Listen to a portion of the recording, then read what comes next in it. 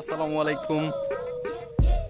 অনেকদিন পর ঘুরতে ঘুরতে চলে আসলাম ইন্ডিয়ার কাছে। মানে আমি অবস্থান করছি বর্তমান ইন্ডিয়া বলতে একটু সামনে গেলে ইন্ডিয়া, ভারত।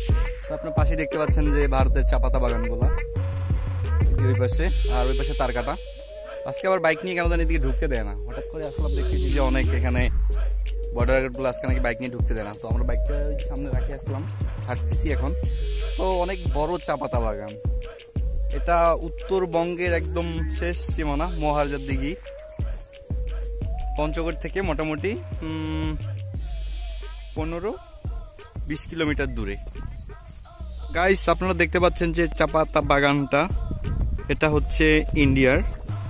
আর একটু সামনে গিয়ে দেখা যাচ্ছে গাড়ি চলাচল করতেছে বাস দিয়ে, পাশে রাস্তা দেখা যায়। এখন পাতা ঝরার সময়, তো গাছগুলোতে পাতা অনেক কম, তাই দেখতে তেমন একটা ভালো দেখাচ্ছে না। গাইস, আমরা এখন হাঁটতেছি গড়ের মধ্যে, অনেক বড়, গড়টা লম্বা, চোখ শেষ হবে না তাকাইলে। আর আছে আমার সাথে ভাগিনা, আছে একটা ভাতিজা, ওই যে হাঁটতেছে, মনোরম দৃশ্য দেখতেছে। যাই হোক, আমরা এখন যাব সামনের দিকে। চা পাতা বাগানটা মোটামুটি অনেকটাই বড়, যা ভিতর দিকে ঘুরে দেখাটা সম্ভব না, বাইরে দিয়ে দেখতে হবে। তো সামনে দেখতে পাচ্ছেন যে ইন্ডিয়ার বর্ডার গার্ডের লোক দেখা যাচ্ছে এপাশে, বিএসএফ গুলা।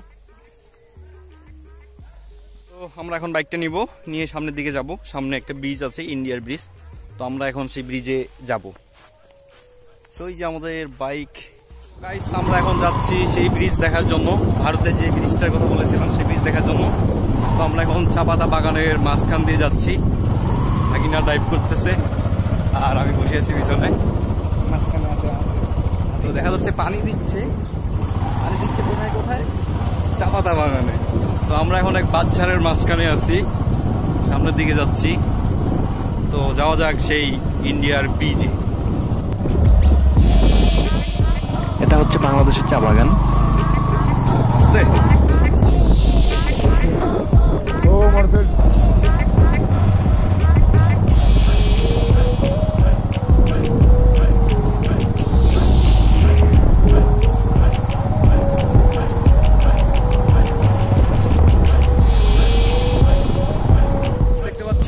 কত সুন্দর একটা প্লেস, মানে ওমাই কি বলবো আমি, মুগ্ধকর একটা পরিবেশ। এখানে কোনো হইচই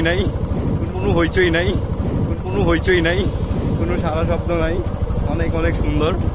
আর দেখতে পাচ্ছেন চা পাতার গাছগুলো এখানে ছাঁটাই করা হয়েছে নতুন করে চা পাতা হওয়ার জন্য, এবং কি কালার করা হয়েছে গাছগুলোতে। এগুলো সব দেখতে পাচ্ছেন, এগুলো সব কি গাছ? আমলকির গাছ। তো এখনকার দিনে হয়তো আমলকি গাছে নেই, কিছুদিন আগে ছিল। আমরা যে ব্রিজটা দেখার জন্য আসছিলাম ভারতের, দেখতে পাচ্ছেন ওই যে সেই ব্রিজটা, সামনে বিএসএফ যাওয়ার জন্য মানা করতেছে, যার কারণে আমরা সামনে নদীর ধারে যাইতে পারতেছি না। এখন আমরা অবস্থান করতেছি সেই চা পাতা বাগানের মাঝখানে। ওই যে দেখতে পাচ্ছেন সেই ব্রিজটা, যেখানে বাংলাদেশি বর্ডার গার্ডগুলোর মধ্যে যাওয়ার জন্য বারণ করতেছে, যার কারণে আমরা ভিতরে যেতে পারতেছি না। তো এখন আমরা ব্যাক হব। আমরা এখন ব্যাক হব বাসার দিকে, আমরা মহারাজার দিঘির দিকে যাব।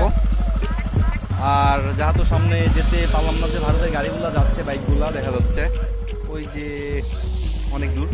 তো আমরা এখন ব্যাক হচ্ছি এখান থেকে, আরো সামনের দিকে যাবো। তো গাইস, আপনারাও চাইলে আসতে পারেন ঘুরতে সেই ঐতিহ্যবাহী মহারাজার দিঘি থেকে আরো উত্তরে, সর্বশেষ সীমানায়। তো আমরা এখন যাচ্ছি আস্তে আস্তে।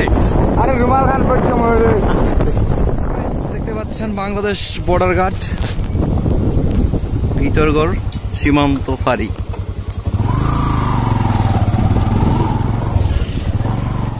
আমরা এখন অবস্থান করতেছি মহারাজার দিঘি পুকুরের পাশে। সো গাইস, দেখতেই পাচ্ছেন আজকে 14 ফেব্রুয়ারি। সো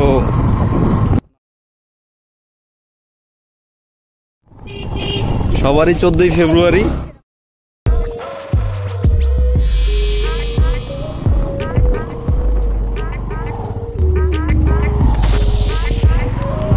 এখন হচ্ছে বাসায় যাওয়ার পালা। তো আমি তো ভুলেই গিয়েছিলাম যে আজকে ভ্যালেন্টাইন্স ডে। মহারাজার দিঘিতে না আসলে হয়তো বুঝতে পারতাম না আজকে ভ্যালেন্টাইন্স ডে। আমরা ভ্যালেন্টাইন্স ডে পালন করতেছি। কি মামা ভাগনা আসলে আমার এইসবে কোনো ইন্টারেস্ট নেই, কোনো ডে এই সব বাল সালার ডে আমার একদম ভালো লাগে না। সো এখন আমরা বাসায় যাব, তো ঘোরাঘুরি হইলো, গাড়ি স্টার্ট দিয়ে দিলাম, এখন বাসা দিয়ে যাবো।